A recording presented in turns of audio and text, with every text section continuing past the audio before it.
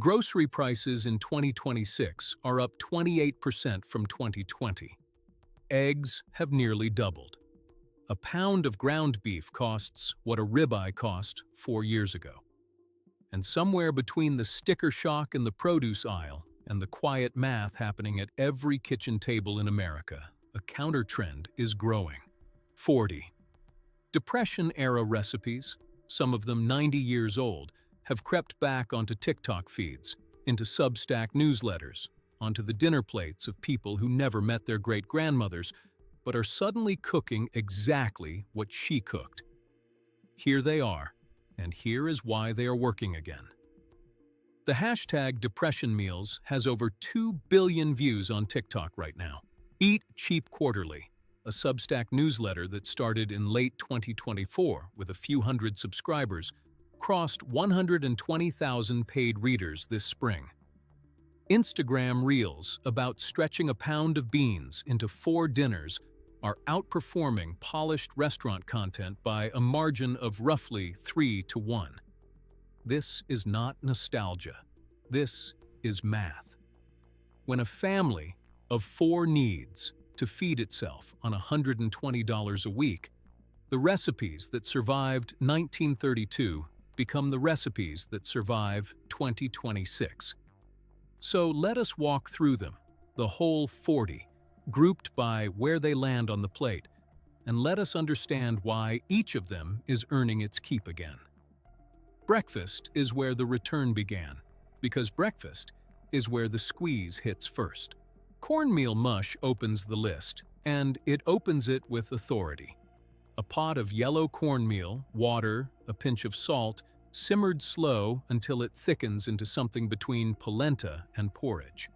Costs about 14 cents a serving in 2026. Our great-grandparents ate it hot with molasses in the morning, then sliced the leftover slab cold, fried it in bacon grease, and called it dinner. On TikTok, you will see it now under the name fried polenta cakes, dressed up with maple syrup and a single pat of butter.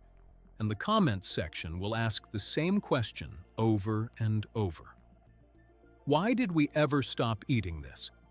The answer is that we got rich for a while. Now we are getting practical again. Johnny cakes belong in the same morning rotation, though they predate the Depression by a century. Cornmeal, hot water, salt, a splash of milk if you have it, dropped onto a hot skillet and cooked until the edges crisp up golden. The smell is unmistakable, a toasted corn sweetness that seems to hang in the air longer than it has any right to. Rhode Island still argues with Virginia about the proper spelling. The Depression did not invent the Johnny cake, but it made the Johnny cake household again, and 2026 is doing the same thing. Milk toast rounds out the vintage breakfast trio. Stale bread, toasted dark, set in a shallow bowl, drowned in hot milk, salted, peppered, maybe a scrape of butter on top. It sounds like sick room food because, for decades, that is exactly what it was. But the new generation is rediscovering it as a gentle, soothing, almost custardy start to the day. And food writers are calling it comfort food, without the guilt of a $10 brunch. Goldenrod eggs deserve their own moment. Hard-boiled eggs, whites chopped, into a white cream sauce poured over toast. Yolks pushed through a fine sieve and scattered across the top in bright yellow crumbles that look like goldenrod blooming in a roadside ditch. A Sunday morning dish when a Sunday morning meant something. It has reappeared in 3 major 2026 cookbooks already, including one by a former New York Times food editor. And the pitch is always the same. Beautiful, cheap, forgotten. Roasted grain coffee substitute closes out the breakfast cluster.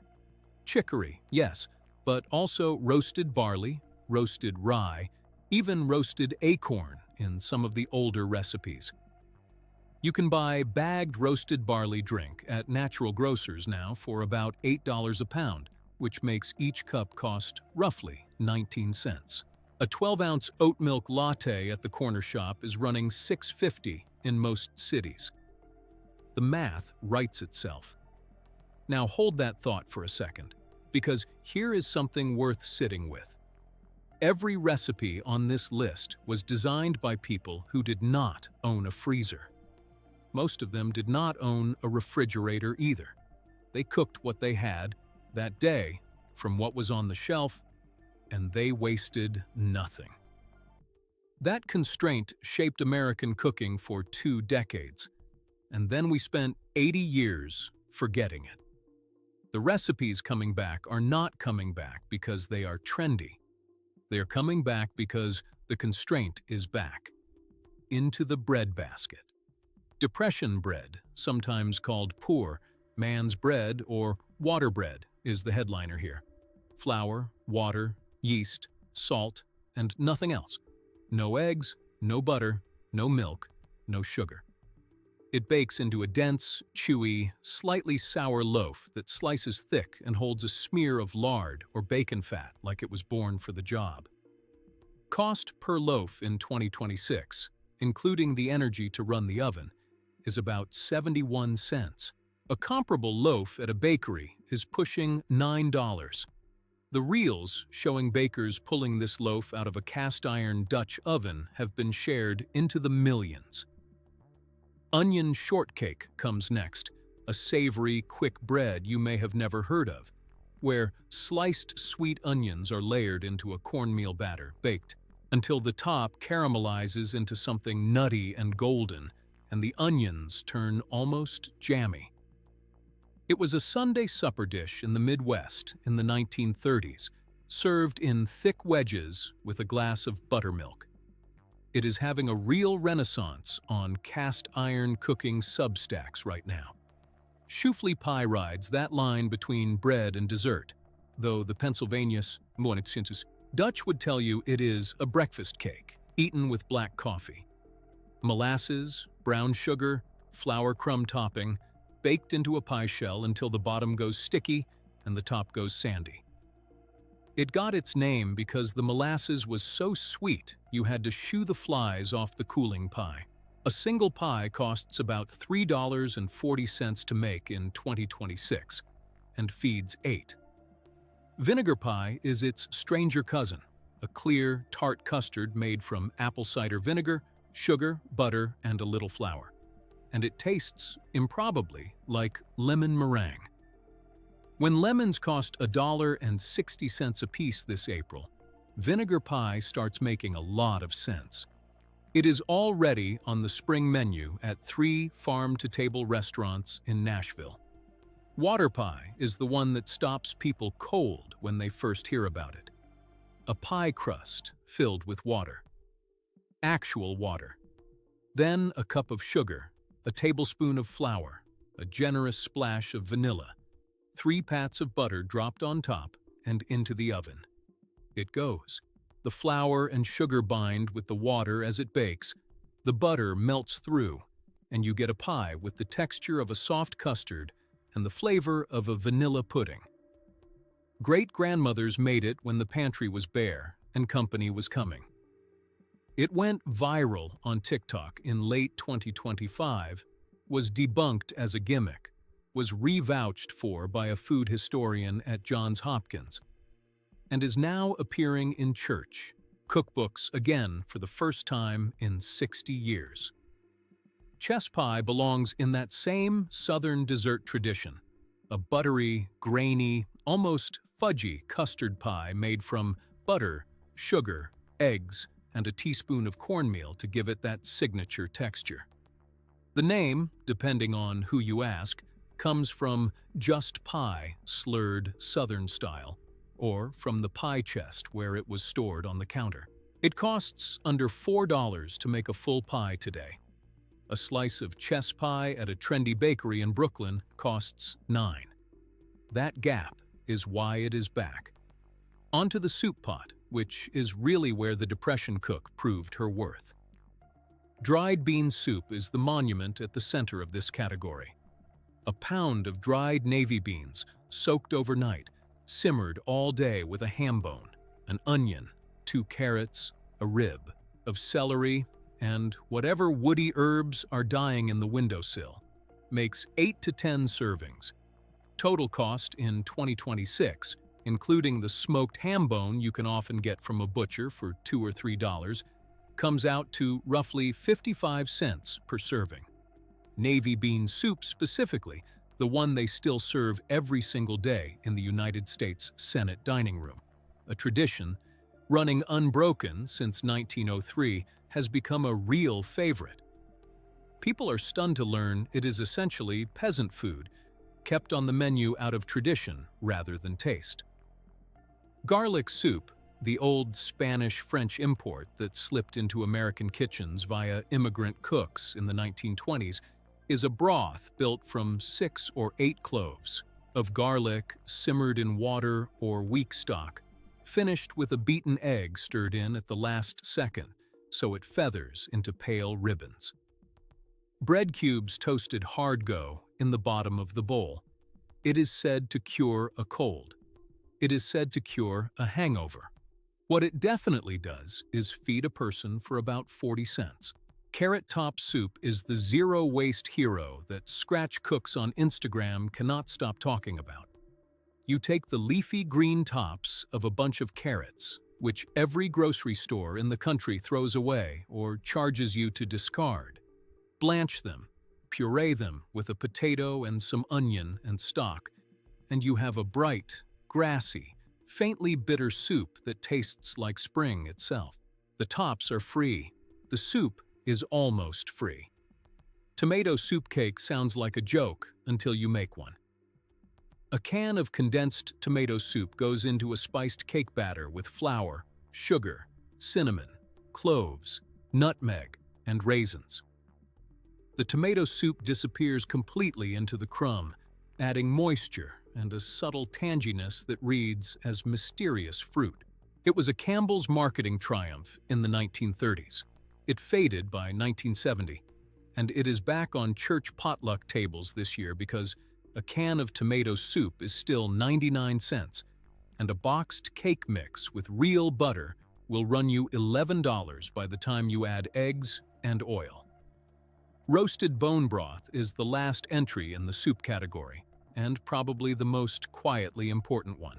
Save every bone from every roast chicken, every pork chop, every beef short rib. Freeze them. When you have a grocery bag full, roast them dark in the oven, then simmer them for 12 hours with an onion, a carrot, a splash of apple cider vinegar, and enough water to cover. Strain. You have 2 gallons of collagen-rich stock that would have cost you $50 at Whole Foods, made from scraps that would have gone in the trash. This one never really left, but it is surging again, and wellness creators have found it. Let us pause here for a moment, because something worth saying is sitting just underneath this list. The Depression cook was not trying to be virtuous. She was not trying to be sustainable, or zero waste, or slow food, or any of the other labels we attach to this way of cooking now. She was trying to keep her family alive through the winter. The fact that her methods turned out to be the most nutritionally dense, most environmentally responsible, most flavor-intense way to cook is an accident of necessity. And necessity, as the old saying goes, is what people are feeling again. To the dinner hour, where the real belt-tightening happens, and where these recipes are pulling the heaviest weight. Hoover stew leads the charge. It was named, with real bitterness, after the president who was in the White House when the market crashed, and the stew itself is exactly as sarcastic as the name suggests. Sliced hot dogs, canned tomatoes, macaroni, canned corn, canned beans, onion, whatever you have. Simmered in one pot for 20 minutes. Feeds 6 people. Total cost in 2026, based on store-brand ingredients, comes out to about $1.80 per serving. TikTok has made it a genuine sensation. A creator from Tulsa named Marcy has 17 million views on a single Hoover stew video where she simply says, "This is what my grandmother made the week my grandfather lost his job at the plant in 1934, and it is what I made last night because my husband got laid off in January." People are not just cooking it, they are crying in the comments. Poor man's meal is the one-pan sibling. Sliced potatoes, sliced onions, sliced hot dogs, or smoked sausage, all fried together in a cast-iron skillet until the potatoes crisp at the edges. Salt, pepper, maybe a dash of Worcestershire. Serves four for about $7 total. Cabbage rolls are a bit more labor, but more substantial. Blanched cabbage leaves rolled around a filling of ground beef extended with rice or breadcrumbs, sometimes with chopped mushroom or lentil to stretch the meat further. Simmered in tomato sauce for 2 hours until the cabbage is translucent and the filling is tender. A pot of 12 rolls costs about $8 and feeds 6 generously. Creamed chipped beef on toast, known in the Army as SOS, is the cheapest hot dinner in the American repertoire. A small package of dried beef, about $3, chopped into a roux-based cream sauce made from flour, butter, and milk, poured over toast or biscuits. Serves 4 for roughly $4.20 total. Baked bean sandwiches are exactly what they sound like: a thick layer of hot baked beans on buttered toasted bread, sometimes with a slice of cheese or a slick of mustard. Lunch or a light supper. Cost per sandwich, about 80 cents. Cowboy beans is the scaled-up evening version. Pinto beans simmered with bacon ends, molasses, onion, and a can of crushed tomatoes until the broth is thick and the house smells like it did in grandmother's kitchen. Ham and butter beans is the Southern classic that never should have gone out of style and is charging back now. A smoked ham hock simmered for 3 hours with a pound of dried butter beans, a whole onion studded with cloves, and a bay leaf.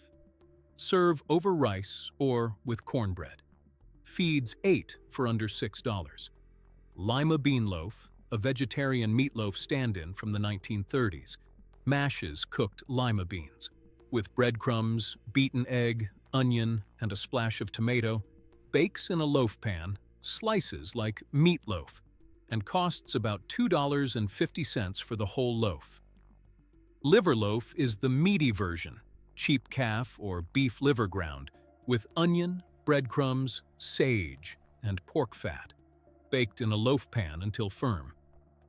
Liver is still one of the cheapest proteins in the case, often under $3 a pound, and it is packed with iron, B12, and folate. Potato pancakes round out the dinner category, though they bridge into breakfast and brunch too. Grated raw potato, squeezed dry, bound with a little flour and egg, seasoned with salt and pepper and maybe grated onion, fried in a hot pan until the outsides are dark and crispy and the insides stay tender. Latkes by another name, and not coincidentally, because the Jewish Depression household and the Gentile Depression household were often eating the same foods for the same reasons.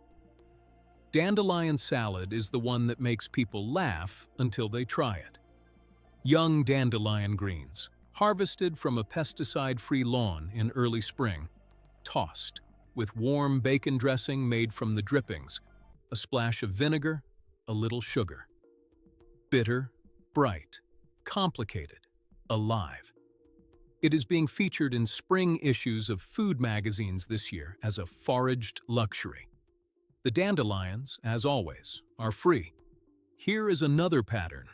Interrupt worth your attention. The recipes that are coming back hardest are the ones that were already half returned through immigrant traditions that never broke the chain. Kugel, noodle kugel, cabbage rolls, potato pancakes, bean soups. These survived in Jewish kitchens and Polish kitchens and Italian kitchens and Southern black kitchens. even when mainstream mid-century American cooking abandoned them for TV dinners and frozen chicken pot pies. What is happening now is not invention. It is remembering, and it is the rest of the country catching up to the households that never forgot. Which brings us naturally to Kugel itself and to noodle Kugel specifically. A baked casserole of egg noodles bound with eggs, sometimes sweetened with sugar and raisins and cinnamon, sometimes savory with onion and black pepper. Either version feeds 8 for under $5. It has been a Friday night staple in Jewish homes for a century, and 2026 is the year it crosses over, appearing on non-Jewish Substacks and TikToks under the descriptive name Sweet Noodle Bake. The slow but steady rehabilitation of Jell-O-less aspic is happening in parallel. The old tomato aspics made with gelatin and vegetable juice, chilled, in a ring mold sliced onto lettuce leaves, are being rediscovered by a generation that never endured the Jell-O salad era and therefore has no trauma around savory gelatin. Done right, with fresh herbs and good tomato, it is elegant, light, and costs about $3 for a mold that feeds 6. Into the dessert course, where Depression cooks performed some of their most brilliant improvisations. Wacky cake is the first and the most famous. A chocolate cake made with no eggs, no butter, and no milk. Flour, cocoa, sugar, baking soda, salt, vinegar, oil, water, and vanilla. The vinegar reacts with the baking soda to create the rise. The oil replaces the butter, and the result is a remarkably tender, moist, deeply chocolate cake that costs about $2.10 to make. Tens of millions of TikTok views, hundreds of thousands of Instagram saves. It has become a gateway recipe for people who have never baked from scratch in their lives. Mock apple pie is the magician's trick.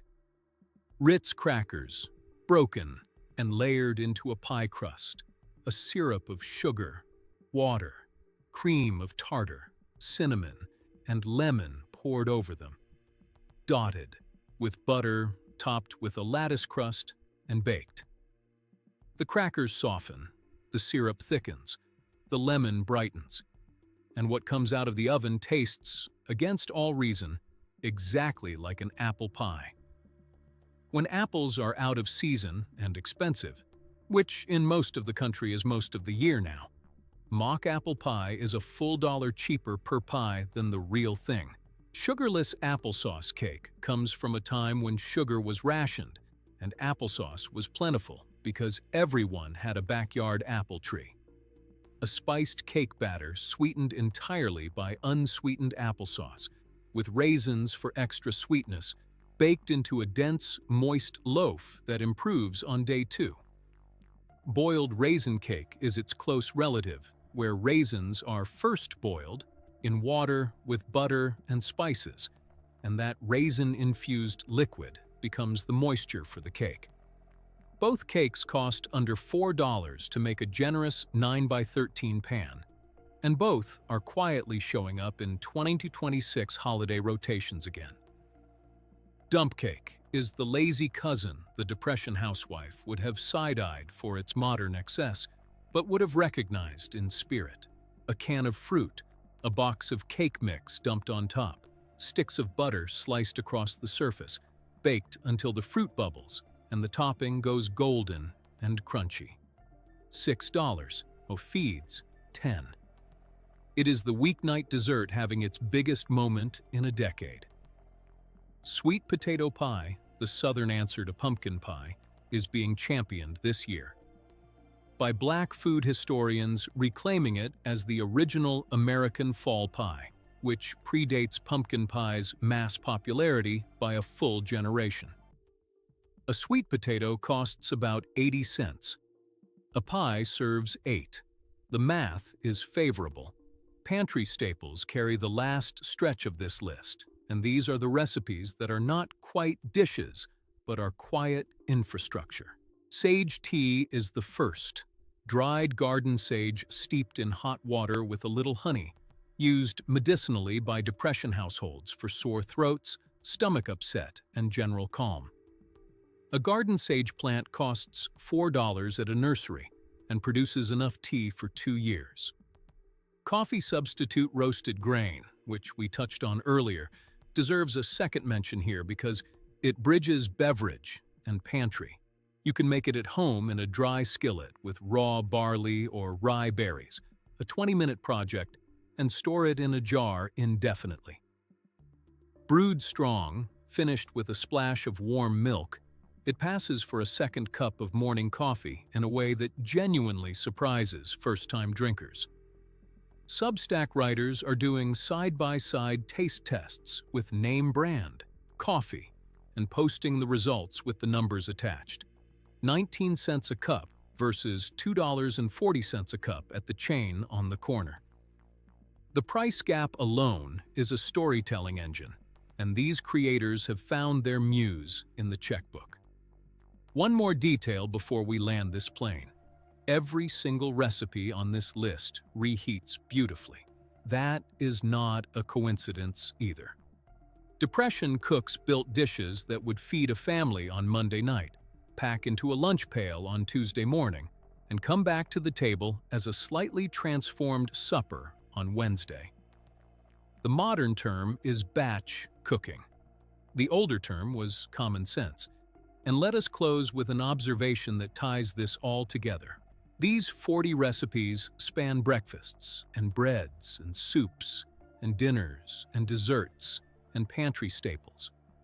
They come from Pennsylvania farmhouses and Brooklyn tenements and Mississippi sharecropper shacks and Iowa homesteads and every place in between. What they share is not a region or an ethnicity or a cooking technique. What they share is a posture toward food. Nothing is wasted. Every ingredient earns its place. Flavor is built from time and patience rather than from expense. A meal is an act of care, not a performance. And the kitchen is the place where a family's economy and a family's love meet. A pound of dried beans today costs about $1.70. It will feed 6 people a full meal with leftovers. That fact has not changed in 90 years, even as the dollar amount has moved. What changed is that for 2 generations, we decided we were too prosperous, too busy, too sophisticated for beans. The 2026 grocery bill is correcting that posture. The TikTok videos and the Instagram reels and the Substack newsletters are really just delivery vehicles for a much older memory, the memory that says, when the world gets hard, the kitchen gets creative. And creative is usually also delicious. When you smell onions and garlic hitting hot fat in a cast iron pan, when you taste the deep savor of a long-simmered bean pot, when you cut into a wacky cake and find it somehow richer than the boxed mix you grew up on, something settles in you that the algorithm cannot quite explain. It is the taste of a problem being solved with skill instead of money. Here is the heritage invitation. Before you close this video, pick 3 recipes from this list. Not 10, not all 40, just 3. Write them down. Shop for them this weekend. Cook 1 next week, 1 the week after, 1 the week after that.